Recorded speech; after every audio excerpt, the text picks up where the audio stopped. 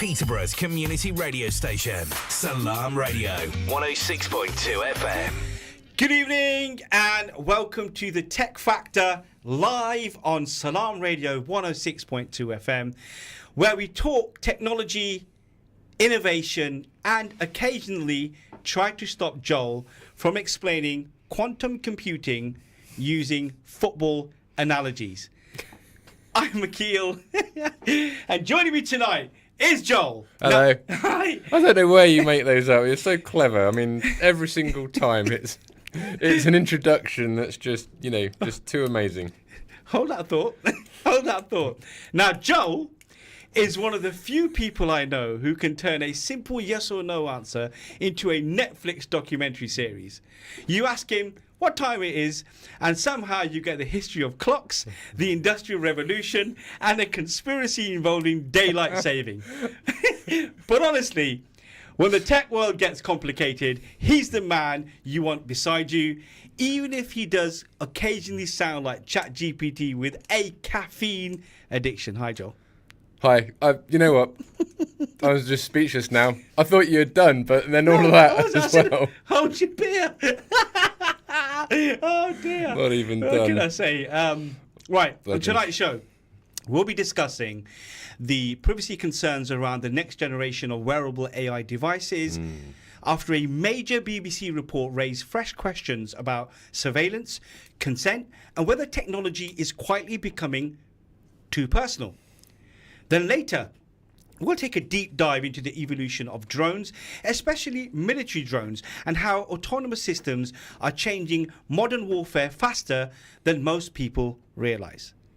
And in the final 10 minutes, 10 fascinating, or we'll see how many we get through, stories of the week, month, world of technology. As you know, we'll get into this. So let's get into this, Joel. First of all, you're keeping well. I know it's been a little bit longer than usual, our break once again, but we're going to get the rhythm back. You're keeping well though, right? I'm keeping well. I'm enjoying the springtime. I'm enjoying the sunshine. And I'm enjoying the amount of technology and items that are coming out. I'm telling you, Samsung, I know we've got these other topics to discuss, but just quickly jump this in. Samsung is bringing out some amazing screen technology. Oh my God. But of course, we'll speak about that and share that news as it develops. You can get involved in the show though. You can call us on 01733602133 or text the show 07411 191062. Joel, I've said this without looking at any of the screens. Why? Incredible. Because the numbers are embedded in my mind. And you can catch us on YouTube.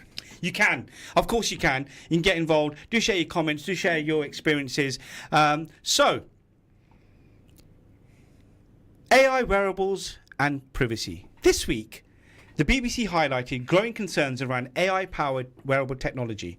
Devices that can constantly listen, watch, analyze, and even remember conversations are no longer science fiction. And this is where things get interesting. For years, our phones have collected data, including location, search history, messages, behavior patterns. But wearable AI takes this to a whole nother level. Now we are entering a world where devices can continuously record audio, analyze what you see, understand context in real time, build behavioral profiles around your daily life, and somehow Joel still loses his keys every morning. It's the covert surveillance side of it that's the biggest issue. So yes, we've walked around with cameras in our pockets now for the last 20 years or so, and we can take them out and we can start recording someone. But it's obvious that you're doing it. It's obvious that you're stood there pointing that device at someone and recording them. The thing and the biggest issue that we're going to get to the bottom of tonight is the covert side of it. Now, I've used covert technology in my professional line of work when I've done what are called physical intrusion assessments of buildings and things like that. I personally own one that's hidden inside a pen that goes inside your top pocket. Other people I work with have used sort of very early iterations of glasses with hidden cameras in. No smart tech, just cameras hidden inside their glasses and stuff. So we use those in a professional manner to document, what we see and how the customer reacts to us trying to get into somewhere that we don't have any access to. The big issue here at the moment is the covert surveillance side of things. Okay, and so as you mentioned as well, AI smart glasses. You have AI pendants, Joel, voice assistants you wear, always on memory devices. So companies are trying to create what they call ambient computing. Yes. Ambient, I didn't hear about that until I started researching this subject. This means that technology fades into the background and becomes part of daily life, right? Yeah. Now, I didn't know this. So while I was researching this topic and discussing this with you this evening, Joel, did you know that your TV at home, by default, this is all manufacturers, by the way, your TV by default at home is monitoring what you're watching on the screen? Oh, really? Yes, so there's a setting. You have to go into your TV, you have to disable it. But when you go into this setting, it actually says, we can monitor exactly what is on your screen. Are you talking about? Yeah, you're talking about what's projecting onto it as opposed to where we're looking on it. Correct. Oh, okay, that's interesting. Right, so but that's a normal. Everyone's got a TV at home. Most TVs are smart TVs. Most TVs have got connected to the internet now. So you're watching Netflix, you're watching Disney Plus, you're watching BBC iPlayer, you're watching YouTube, whatever it may be. A manufacturer will be able to tell this person was just watching some golf. When I learned about this, it frightened me. Not that I'm watching anything that I shouldn't. It felt like a invasion of privacy. And now we're talking about ambient computing. Yeah. No, interesting. The whole TV thing, if you go back even further, so from when we didn't have smart TVs, do you ever notice that adverts are louder than the program you're watching? Correct. Deliberate. Because they know human nature is to walk away, go make a cup of tea, go and do something else when the adverts come on. So when you walk away from a TV that's still on, the adverts come on, the adverts are actually louder, so you can hear them further away. So again, it comes down to human nature and predicting what people can do.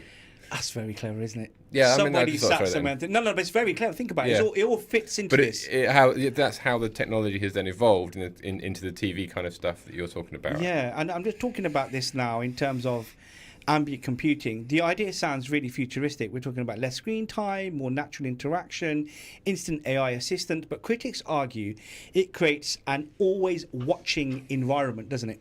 It does, and I think that it won't be long before, people start tracking what I've just talked about, which is where you're actually physically looking on the screen. Because if the other thing now that quite a lot of TV companies are facing is the fact that everyone's looking at the smartphone as well as the TV.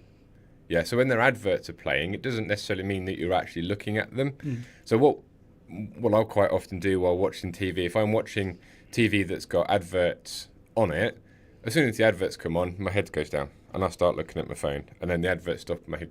So again, I think that it won't be long before we start seeing that kind of interaction where it's just like, okay, who's actually looking at the screen? Where are they looking on the screen? Now, that technology does already exist. You can have eye tracking software and stuff like that. But as far as I'm aware, it's not yet built into other tech, phone, TVs, other things with screens on and stuff. That's interesting. I bet it will be. That's interesting because recently I was watching YouTube in portrait mode. And I was watching Sky News. And YouTube was so desperate to show me an advert that it played the advert underneath that video. Okay. So you got portrait mode, watching Sky News, then an advert pops up. And then this starts carrying on. And I was like, they've thought about this. Yeah, and I'll tell you where else I've seen that sort of thing happening. Now, I don't know if they do this with football or other sports, but when I was watching the Six Nations and that was being streamed on ITV, a commercial-based platform, and every time the ball went dead, so there's always a bit of downtime when players are shuffling around between set pieces and like when the ball's gone dead and stuff. And what they actually did was they sort of put two screens up. Yeah, so they went super widescreen, and they have an advert playing on the right-hand side, and then they had the people the players shuffling about and getting ready for the set piece on the left-hand side, mid-game. Now, what we're traditionally used to when we watch sporting events on things like ITV is they'll have adverts front-loaded, before kick-off, adverts at half-time, and adverts at the end. Yep. But what they did through the Six Nations was they started to interject adverts then, at points when the ball had gone dead. And that really annoyed me, I have to admit. It's because you couldn't escape from it, right? Yeah. Yeah. Because you were all, at half time, before the whistle and afterward, you can just walk off, like we just said. Yeah. But because you were there and invested in the game, and then the advert comes on, it felt way more jarring. Yeah. Yeah, I can appreciate that. Let me know what you think at home or wherever you may be listening to our show. You can call us on 01733602133. You can text the show on 07411191062 or comment on the live stream. Now, there are privacy concerns, and this is a real issue. It's not just your privacy anymore. It's everyone around you. If somebody walks into a cafe wearing AI glasses, are conversations being recorded? Is facial recognition running? Is data being uploaded to cloud servers? Most people nearby would have absolutely no idea, Joel. They would not. So let's talk about a couple of things this year that have happened, a couple of incidences that have made into the public domain. So the BBC and GMB investigations, January 2026, so that's this year, revealed that dozens of male, in quotes, influencers in the UK were using smart glasses to secretly film women in public spaces. So that's bars, parks and streets. And the footage was then uploaded to TikTok and Instagram without consent. So I do know for a fact off the back of that there's been a major YouTube channel shut down, which was based on recording mainly women when they were out, clubbing and drinking and stuff like that. So I definitely know that there's been action taken against the YouTube channels for doing that and uploading it. The other thing that's being used sort of nefariously for is pickup artist tactics. Many report that highlighted men using glasses to record candid interactions with women. In one notable case, a woman, who I'm not going to name, shared her story on Good Morning Britain after discovering she had been filmed by a stranger who later posted the footage online to gain followers. So again, that's all it's like secretly the covert. and the lines of have become so blurry now, haven't they? Where, for example, if you were walking through a city centre and you had your phone out, because it's a public environment, people can see that you're filming them. Yes. So you give them the opportunity to look away or whatever it may be. But what we're talking about here is covert tech. We're talking about always on tech. We're talking about AI pendants. We're talking about bracelets. We're talking about glasses, like you mentioned earlier on. At least with the Meta glasses, there's cameras. You can literally see someone's wearing Meta glasses.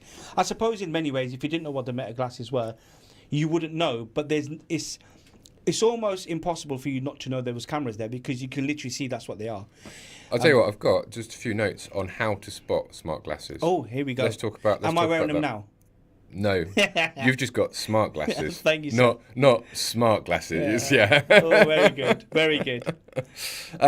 So if you are concerned about being filmed through modern smart glasses like Meta Ray-Bans, they will usually have a recording LED. So this is a small white light on the front of the frame that usually illustrates when the camera is active.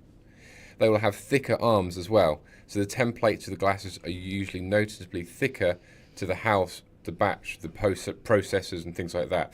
So if you're looking at someone that's got very skinny frame glasses, they're not going to have any tech in them. But you will find that the Meta glasses are distinct in their style, in the fact they are extremely thick, especially along the sides where all the technology is housed, and thicker frames because of the sort of reflective screens that they're using, and also the camera tech and stuff that's built forward facing. If you look in the corners as well, that's where the actual cameras are, and they are embedded in the upper outer corners of the frames. So a couple of good to know. Couple of notes there. And I'll talk about Google in this instance. And there was one reason earlier products like Google Glass faced backlash years ago. Many people considered them invasive and socially uncomfortable. But if you look at recent examples where we've seen controversial launches, there was the human AI pin struggled badly after launch. Yeah. Then we had the Rabbit R1 faced criticism over practicality. Yep. Smart glasses, as you mentioned, continue raising concerns around consent and surveillance. And this isn't paranoia, is it, Joel? No. I mean, very, very early on with the Meta glasses, they were demonstrating the fact that their technology would do also facial recognition and then find that person's Facebook profile. It's incredible. I mean, we're looking at £299 or whatever it is, and you can be able to do that. You can literally walk around and like, oh, okay, I wonder who that person is. Bang, there's a profile in front of you. The technology itself is incredible, but we don't need this. Yeah, it's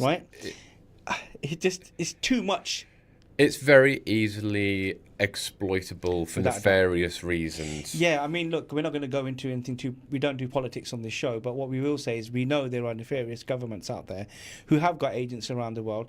They can wear these glasses and literally be like, "Yep, you've become a digital soldier," for want of a better word.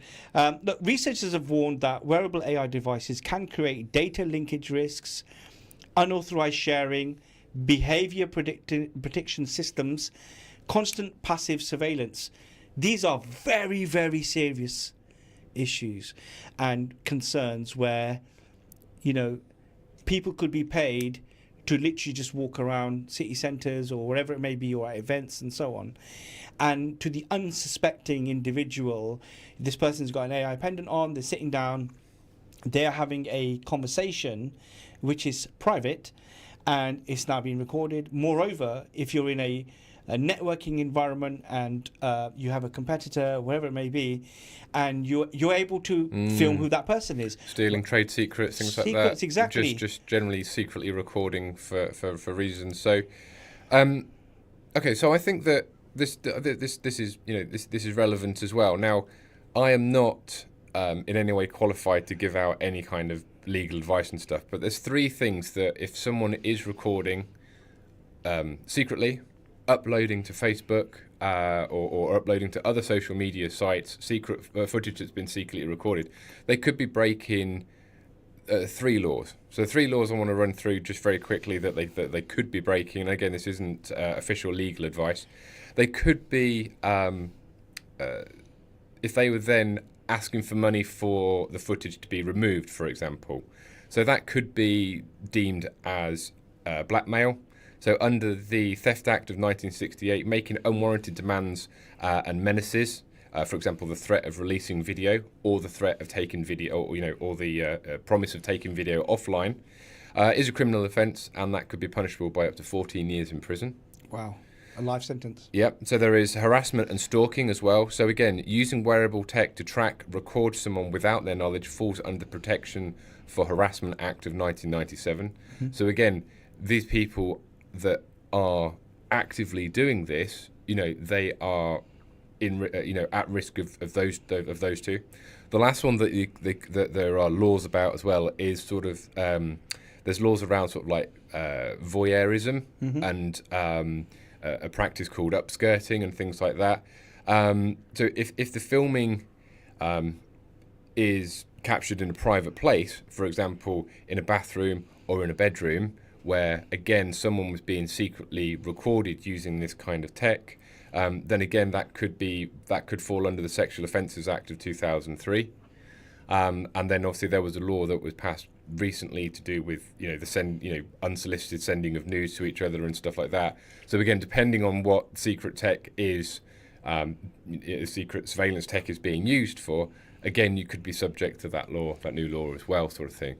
So the people that are doing it, really, really need to understand how big of a risk, they are personally taking, for the lols or for the likes or for the follows, Yeah, or for a state actor. Yeah, I mean, it is a really, really serious offence to do Absolutely. this kind of thing. I said the real question here, Joel, as well is, what you've just mentioned is, at what point does convenience outweigh privacy? Because technology companies always promise better experience, smarter assistance, more convenience. But convenience is often powered by enormous amounts of personal data, as you know. And history shows if data exists, eventually someone wants to access it. Usually advertisers or sometimes governments, but occasionally Joel trying to remember where he parked. But the point being is that there is a desire and a need for data. Ultimately, this is what this is. This is another form of capturing data, isn't it? And recently, did you hear what... I forget the names of the companies involved, but did you hear about Pokemon Go? And actually what Pokemon Go has ended up doing with their data that they gathered. Okay. So you might remember a few years ago, Pokemon Go was... Huge. Yeah, all the rage. Everyone was playing it. Yeah, globally. Yeah. We're talking like 130 million players consecutively playing. Yep. Yeah. And the data and the concept was to look for augmented reality Pokemon in real life situations. So you'd look through the camera of your phone, you'd see the Pokemon in AR on your phone. But what they've actually done with that technology is they've created a map, and it's kind of like Google Earth on steroids, I want to kind of say. So where Google Earth uses a car or a person, they drive down a road, they get one view, and they get one angle of the street that you look down. The data for Pokemon Go has gone into creating a huge database where it doesn't matter which angle you view your street from, it will know where you are on the street at that time. Oh, that's phenomenal. And that's because like billions of people have taken footage of their street and uploaded it. Oh, wow. So people are then speculating that the best Pokemons started to appear in areas where they had the least amount of coverage, which would force people to go to that location and scan that area. Unbeknown to them why that was happening. They I mean, to be fair, it was in the terms and conditions. Of course, it was tucked away. Yeah, tucked away, not explicitly. Yeah. But it did sort of say, oh, we can use the footage that you gather and blah, blah, blah, whatever else it said sort of thing. Yes. So they've created this. Again, it is an amazing tool. You know, you can send it a picture and just be like, oh, where's this? And it will just be like, boom, it's right here. You know, it's kind of like... if you ever played like geocaching games and stuff like that. But again, it comes back to the fact that if something is free, you're the product, yeah? Correct, we've always said that. Yeah, we've always said that. Yeah. So, and people need to know this. I mean, for example, we look at social media networks and so on. Again, when ChatGPT was launched, we were like, you need to be careful how much data you're putting in. And people were just giving their whole life story to it. But of course, now we've had so many more AI tools that have come out. One of my favorites, by the way, is Whisperflow AI. Oh, wow. Okay. We'll talk about that at some point. Yeah. Literally whispering is fantastic. Okay. Claude as well. The point being is these entities thrive on our data. They Spot do. on. Yeah. Can I quote Jurassic Park? Of course you can. Yeah. So the famous line from that is they were just so concerned with whether they could, they didn't stop to think whether they should. Oh, that is gold. Very, very good. Yeah, so when you start putting covert cameras into glasses that are then connected to AI and the rest of the internet that record footage and sound and all that kind of stuff, yeah, we can do it, but should we have done it? Exactly. Now, to be fair, wearable AI does have real potential. For example, accessibility for visually impaired users, real-time translation, emergency response support, health monitoring. The technology itself not inherently bad. The challenge is governance. Who controls the data? Where is it stored? Who can access it? And how transparent are companies being is what we're saying, aren't we, Joel? We are, yeah. I mean, again, it's a classic case of technology moving faster than legislation. Yeah, and I mean, there's so many examples of this happening. Obviously, the most absolute recent one is AI, but before that definitely was crypto, and then we can go. So the internet was launched. We were trying to chase our tails. So much has happened. It's exactly like you said. The product, the service has come, and then it's like, oh, we need to do something about this. But the horse has bolted. Yes, absolutely. Yeah, this is exactly it. I mean, the laws I talked about that, someone could be potentially breaking. 1968, 1997, 2003. They're so old. It shows you that there's nothing actually particularly that modern that could be applied to this kind of technology that we're now facing. But then, like I said, that's been the story from day one with technology and the internet. It is, and I shudder to think what the world's going to be like in 10 years. But what we're discussing this evening about AI and ambient communication and monitoring and so on, this is, it feels like it's going only in one direction. We don't have enough voices, visible, proactive people in the world who are saying, whoa, hold on a second, we need to monitor it. And I know you're not the biggest fan of Elon Musk in the world, but I'll say one thing. But when ChatGPT was launched, and he was the founder of ChatGPT, the original version of it, OpenAI, he put the money in, set it all up. I mean, it's in court cases at the moment, so it's really, really well known. He was sounding the alarm bell then. He was saying that if this isn't controlled, this is gonna overtake everything. It's going to affect humanity in ways that you cannot even imagine right now, and exactly that has happened. I'm not saying I'm saying Nostradamus or anything, but I'm just saying we don't listen to the other voice because we're so hell bent on trying to deliver said service, product, whatever it may be. And it goes back to your Jurassic Park quote. It really, really does. Look, the next generation of AI devices won't just sit in our pockets. They'll sit on our faces, in our ears, and around our necks. And society hasn't fully decided yet whether that's exciting or terrifying. Joel says he's fine with AI wearables, which is bold from a man who still covers his laptop webcam with tape. You're listening to you know exactly. You're listening to the Tech Factor live on Salaam Radio 106.2 FM. We're heading to a short ad break. Coming after the break, we have plenty of cool tech stories and drones, military drones. So stay with us live on Salaam Radio 106.2 FM. Stay tuned to Salaam Radio after this short ad break. Moving house? Feeling overwhelmed? Boxes everywhere? Ivert Self Storage can help. Our secure, clean and modern facility, Peterborough's preferred choice, gives you the extra space you need with 24/7 security and easy access. So instead of tripping over boxes, store them with us and breathe easy. Visit Ivert, spelt IVATT, selfstorage.co.uk today. Because moving is hard enough. What do children at Bright Bambini Montessori Nursery say about us? I love my teachers and friends. At Bright Bambini Montessori, we sprinkle confidence, independence, and stir the love of learning. From 18 months to 5 years, free funded places available. Come join in the fun. Call Bright Bambini Montessori on Peterborough 306565 or visit bbmc.uk. 2020 World Buffet is inspired by the best foods from around the world. See our teppanyaki chefs grill your food to order, or choose delicious Indian, Italian, Chinese, Mexican dishes and British favourites, all halal. 2020 World Buffet offers you unlimited food at a set price. Open 7 days for lunch and dinner. Catering, wedding and party services available too. Call 01733 566 320 or visit 2020buffet.co.uk. 2020 World Buffet, 35 New Road, Peterborough, PE1 1FJ. Could you spare a few hours each month to provide support to people who are going through tough times?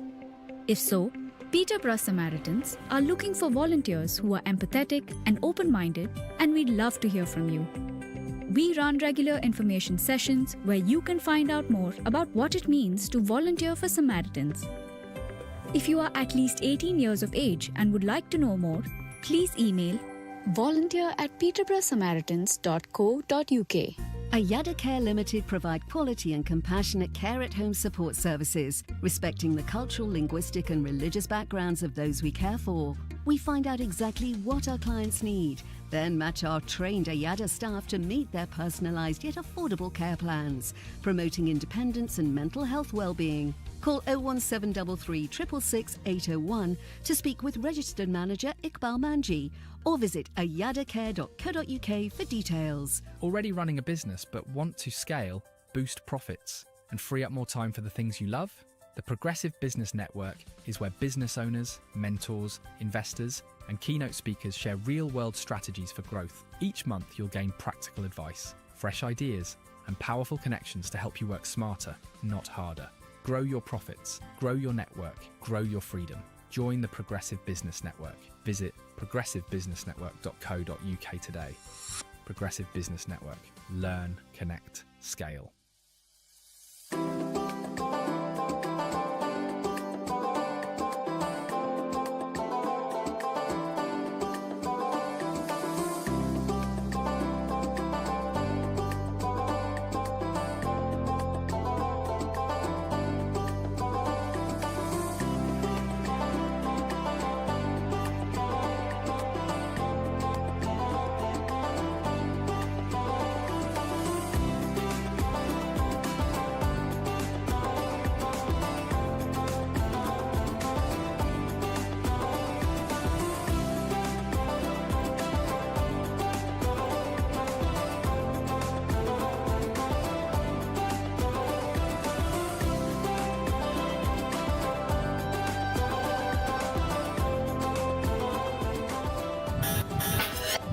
You're listening to Peterborough's community radio, Salaam Radio. Salaam Radio.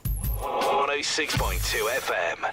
Welcome back to the Tech Factor, live on Salaam Radio 106.2 FM. We're also streaming on Facebook and YouTube. Do get your comments in.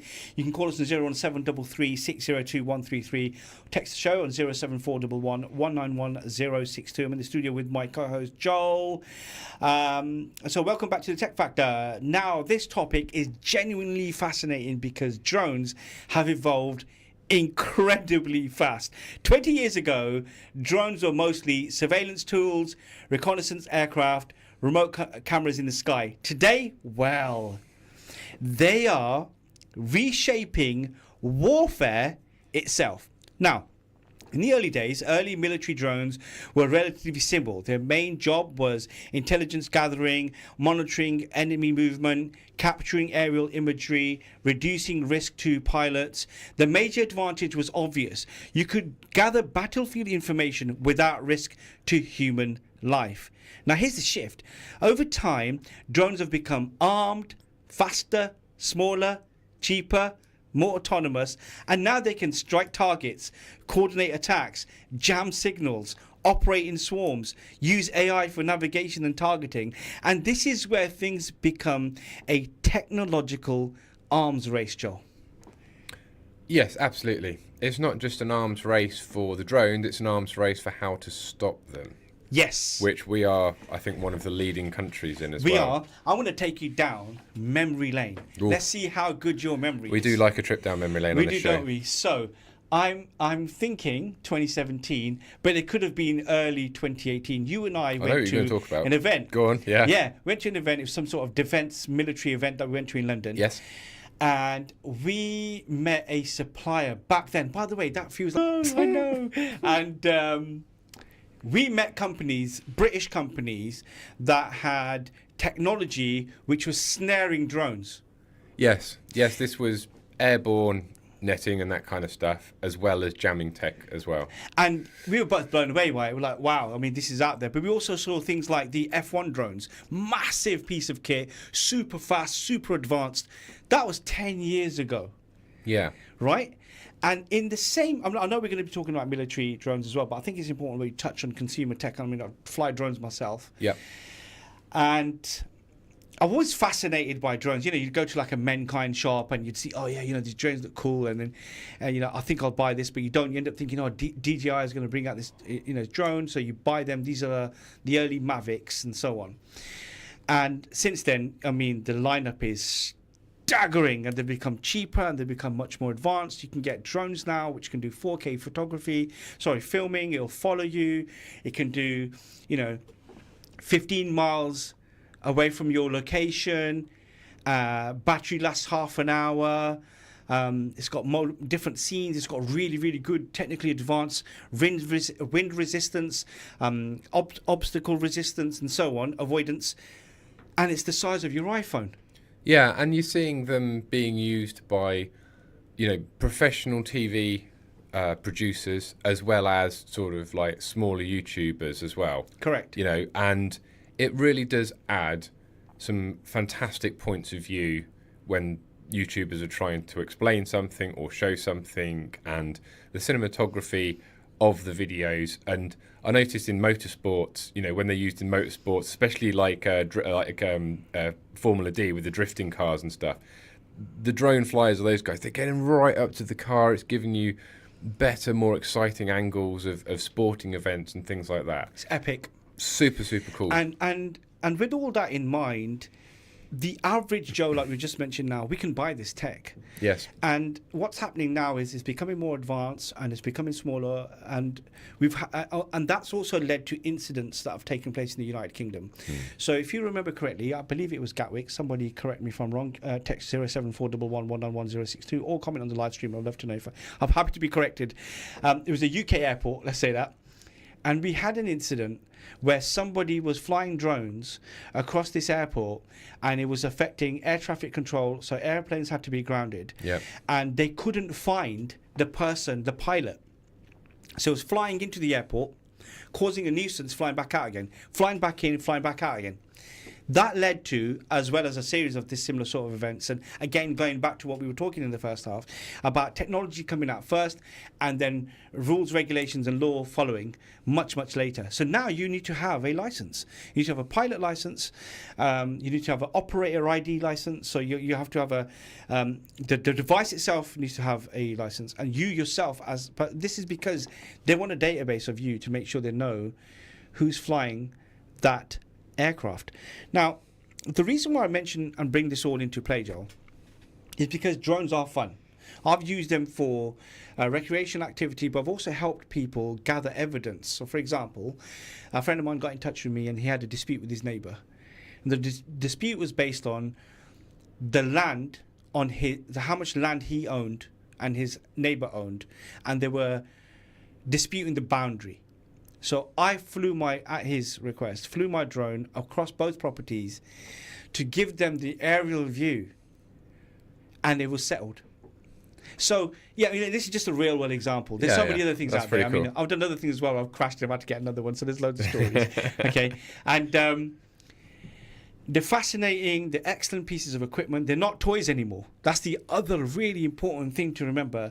£99 buys you a very, very sophisticated piece of kit now. That's just £99, right?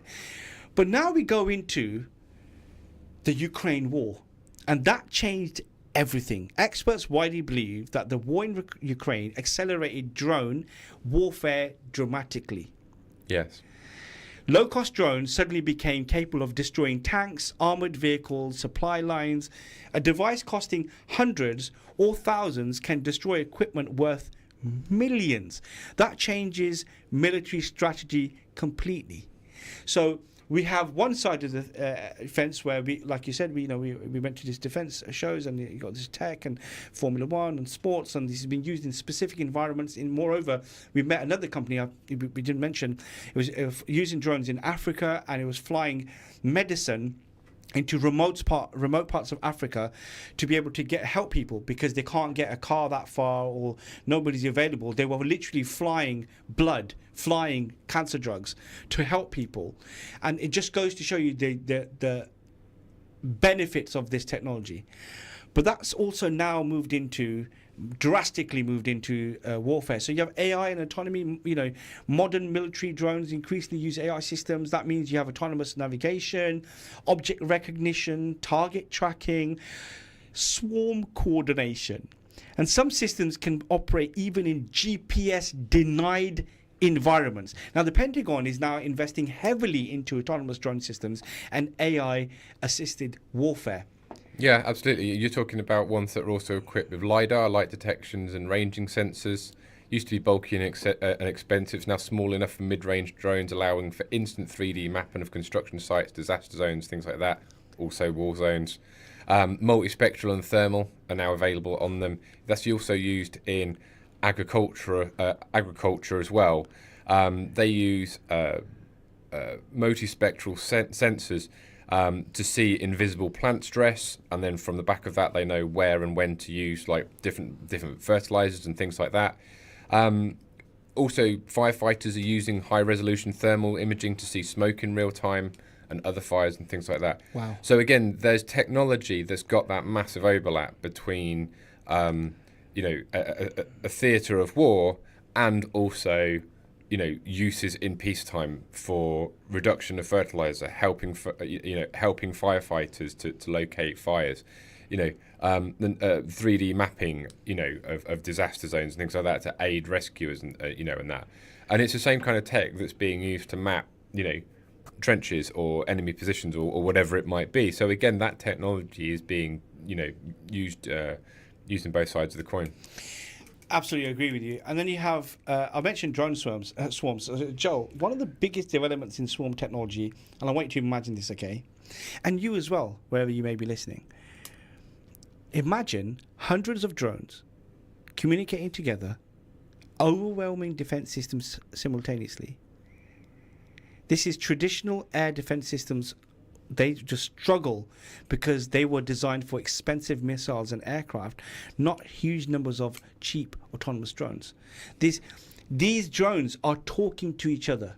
Yeah. They could literally be in the hundreds or thousands. So just recently at Greenwich, there's been some sort of artistic displays of drones, and these drones have got LED lights on them, and they're projecting things like dragons in the skies and all sorts of things. There's many drone light shows now that take place all over the globe, and I have to admit I'm like a bigger fan of that and in more awe of that than I am fireworks. Yeah, so we had at the New Year's Eve London, we had a mixture of both. Yeah.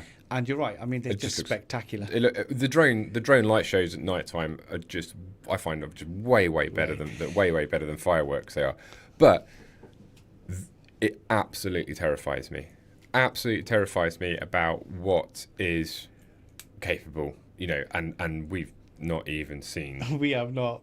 Yeah, I mean, look. What could it be? What could be? Exactly. But let's talk about the UK and global developments then.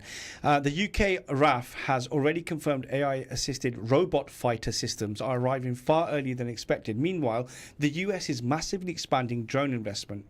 China is rapidly advancing autonomous systems. Europe is prioritizing AI warfare research. Technology is becoming central to military dominance, not just manpower.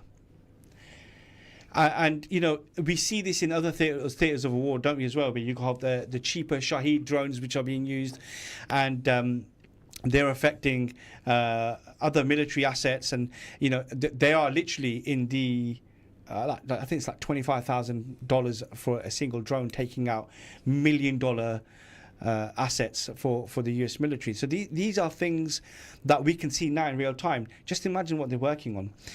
So do stay with us live on Salaam Radio. We're heading towards a call to prayer, and we'll be back in about 4 or 5 minutes' time. 106.2 FM. You're listening to Salaam Radio, and it's now time for Maghrib Azan. This Azan is sponsored by Children of Adam, changing lives in Peterborough and across the world since 2013. Allahu Akbar, Allahu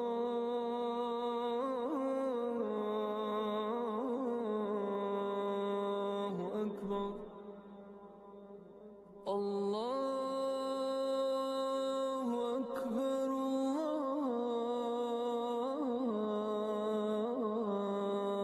Akbar.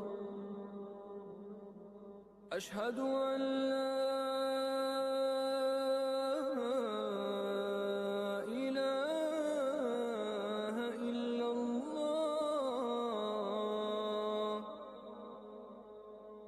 أشهد أن لا إله إلا الله أشهد أن محمد رسول الله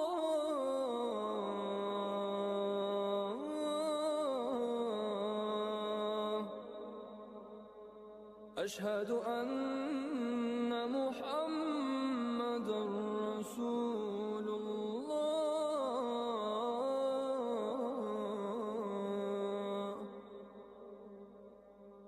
حي على الصلاة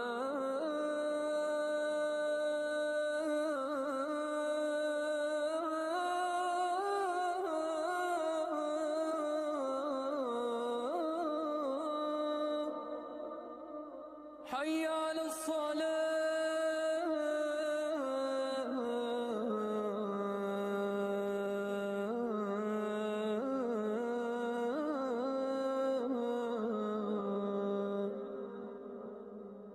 حي على الفلاح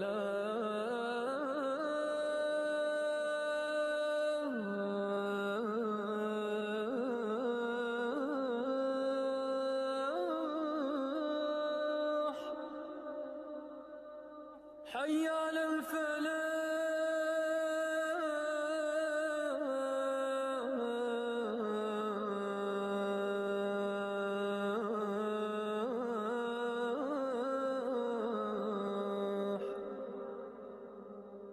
الله أكبر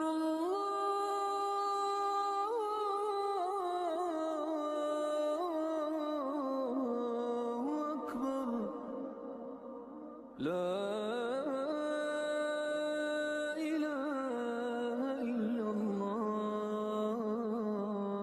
This dua is sponsored by Chicken Valley, flavour that rules the roost. الله أكبر لا إله إلا الله اللهم صل على محمد وعلى آل محمد كما صليت على إبراهيم وعلى آل إبراهيم وبارك على محمد وعلى آل محمد كما باركت على إبراهيم وعلى آل إبراهيم في العالمين إنك حميد مجيد اللهم رب هذه الدعوة التامة والصلاة القائمة آت محمدا الوسيلة والفضيلة وابعثه مقاما محمودا الذي وعدته اللهم آتنا في الدنيا حسنة وفي الآخرة حسنة وقنا عذاب النار اللهم بك نحيا وبك نموت وإليك المصير رضينا بالله ربا وبالإسلام دينا وبمحمد صلى الله عليه وسلم نبيا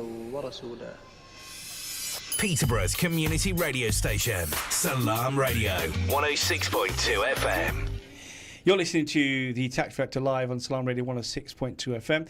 If you missed any part of the show, you can always go on YouTube and watch back. We've been talking about... I'm looking at Joel's face now just to see if he's listening or not.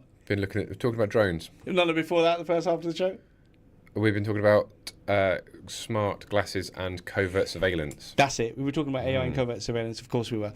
Right, we're talking about drones at the moment in the military sphere, as well as just generally as well. But, ethical concerns, Joel. And this is where the conversation becomes uncomfortable, because the more autonomous systems become, the more difficult accountability becomes. Who is responsible if an AI identifies the wrong target? A drone's swarm malfunctions, algorithms make battlefield decisions. Critics warn we risk creating systems where humans become too detached from lethal decisions. That's interesting. There is actually a meme that, a cartoon, should I say, like cartoon meme that has ChatGPT as a robot and a burning hospital in the background, and he says, "Whoops." Yeah, you're absolutely right. That was a hospital. Yeah. Sorry about that. Sorry about that. So look, the future battlefield may look very different from the past. Not rows of soldiers, but networks. Autonomous drones, AI targeting systems, electronic warfare, cyber operations. Wars may increasingly be fought by machines directed by humans sitting thousands of miles away, which sounds futuristic, until you realise it's already happening. Joel says if drones ever become fully self-aware, he's switching back to carrier pigeons. Honestly, solid strategy. Right, it's time for your favourite part of the show. It's cool tech stories. And Joel, have we got some cool tech stories to share tonight? Absolutely, we have. Yeah, do you want me to go first? Go for it. I'm going to say two words: solar windows. Hit me with it. Cool. So researchers in the Hebrew University of Jerusalem have developed semi-transparent solar cells which sit inside 3D. They're basically like 3D printed polymer pillars that sit inside windows, and they remain 35% transparency, but it allows the window to generate electricity. That is absolutely fantastic. I don't know if we covered this last week, so I wasn't too sure, Joel. So I'm hoping last time when we were out, but it was Google releasing.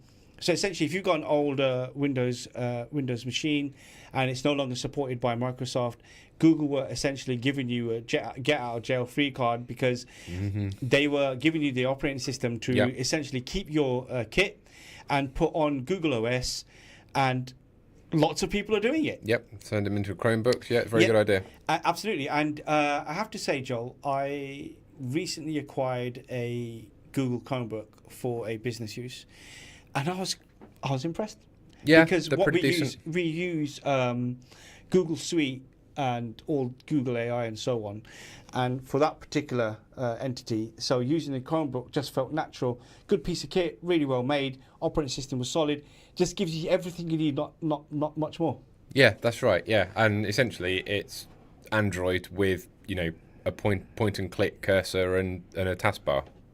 Yes. Yeah, I mean it's fairly intuitive. If you know how to use Windows or Mac OS, it's fairly straightforward to pick one up and do. We had one a very, very, very long time ago, just before COVID, when my son was quite young, and at the time, Windows laptop was perhaps a bit too much to have him introduced to them, but a Chromebook was just like a couple of £100, so it was like quite easy just to get him used to using a computer or a laptop and just get him in front of it from a young age. So following on from that, I've got a Google story. Oh, okay, hit me with it. So in the last show, you talked about the fact that you've got Grok in your Tesla. Yes. Yeah. Well, between then and now, yeah, Gemini has come to Android Auto officially. Wow, look at that. So instead of just Google, I can't remember the name of it now. The one that's just replaced Google Assistant. That's yeah, it. yeah. Instead of Google Assistant, that was now the natural thing they were going to do anyway. It is. So apparently, I mean, they announced it like in 2025, and they did a very, very small rollout, and then all of a sudden, basically this year, May this year, literally last week, they were just done just a huge rollout, like everyone can have it kind of thing, at the end of April this year. Globally, and all of a sudden, we're in the car and I'm sort of like asking for music to be put on, and the voice is different. I look down and it's Gemini. I'm just like, oh wow, that's great. I've actually got sort of a proper AI assistant now through Android Auto. Absolutely. Question for you then: is that going to be also in Apple CarPlay, where if you download the Gemini app, it'll work? Possibly. Then I wouldn't know anything about Apple. I don't know why you're asking me that for. Because you're a pair. Well, just Okay. you're the Apple fanboy. You tell me whether AI How am I is. an Apple fanboy? Am I using any Apple products? Yeah. Yeah, I was just testing your eyesight. Yeah, but I do have a Samsung S26 Ultra. I don't know. Maybe if Android, maybe if Apple did have their Apple AI sorted, then it might be in. It is. Don't you Apple think they've done that CarPlay. deal? Remember we spoke about it, where Gemini and the foundations of Google's AI is going to be with Apple. Remember we did a show about it? I remember we did a show about it, but I don't see it anywhere. No, it's not, because it's not fully released yet. Tim, sort it out. Well, it's not Tim anymore, is it? Oh no, it's yeah, not. that's right. Yeah. Finger on the pulse as always. Oh, what can I say, mate? Right. What I will say is I do have a considerable amount of flagship AI Android devices as well, which is interesting. Oh, I need to show you a video. You got the S26? Yeah. I need to show you the video of the self-stabilizing feature. I already know it. Have you used it? Yeah. So a guy that I watched just before leaving the house, he taped to the wheel of his car. I wouldn't recommend doing this, but he had taped to the wheel of his car the iPhone I think you've got there. A 17 Pro Max, yeah. Yep, and the S26. Yeah. And he drove with his car, not that fast, but so the cameras were going round with the wheel. Yeah. The Samsung gave a completely flat. So you would never have known. You never would have known that it was turning, and the Wow. the iPhone's going round and round and round. The footage is tumbling, but the Samsung gave a dead straight, dead clear video. I was impressed. I'll show you the video. That is very impressive. I'll tell you what I've found is, although not a cool tech story, but certainly a story nevertheless in the tech world, is the amount of AI customer service voices now. It's increasing in realism, human versus AI interaction concerns. Yeah, I mean, deepfakes are a massive issue. No, moreover, like businesses are using these now as well. Oh, I see what you mean. Yeah. Sorry, So, yeah. You ring a telephone number and you're actually speaking to AI. I mean, for example, now with the S26 Ultra, if you call me, I will either use Live Translate or I'll use the other one, Call Assist. So that essentially says, "Hi, I'm a call assistant. You've called this person X. Can you give me your name and the reason for calling?" Really, really cool feature. But look, that's layman's person phone AI. Yeah, that's pretty good. Okay, yeah, that's pretty cool. The other one is the amount of deliveries being done around the UK by robots. It's expanding. Drones. I don't know if you know, we've got a drone delivery now. Yes, I had notes on our drone segment, but yeah, May the 7th this week, Amazon officially began making drone deliveries in Darlington, County Durham, their first commercial operation outside of the United States. So there you go. They are using the MK30, which is quieter and can fly in light rain, a necessity for the UK, but not so much recently around here. So the drop, unlike a van delivery, the drone hovers about 12 feet, approximately 4 meters above the customer's garden, and releases the package into a clear zone. It's currently limited to small essentials like batteries, beauty products, tech wearables, and anything under £5, which is 2.2 kilograms. Wow. Straight up facts about that. See, I was good. Yeah, there you go. Amazing. Okay, so we also have a story about smart homes becoming energy managers. AI systems are becoming so powerful they're actually optimizing electricity use in the house automatically. That's good. You know, and for me, this is just a natural good thing to happen. Yeah. Where you have an AI assistant or whatever technology that you might be using, and it's actually helping you with your bills and management of your property. We've really talked about the good and the evil of AI tech in this show, haven't we? So We have. Absolutely. Can you believe it, Joel? We've actually come towards the end of the show. It's just flown by. I hope you've enjoyed it wherever you may be. That's all for tonight on Tech Factor. We've covered wearable AI privacy, autonomous warfare, drones, and the future of technology itself. Somewhere beside me, Joel, is still preparing a quick fire final thought. That will probably be last 14 minutes. You can get involved with the show via YouTube and share your comments and stay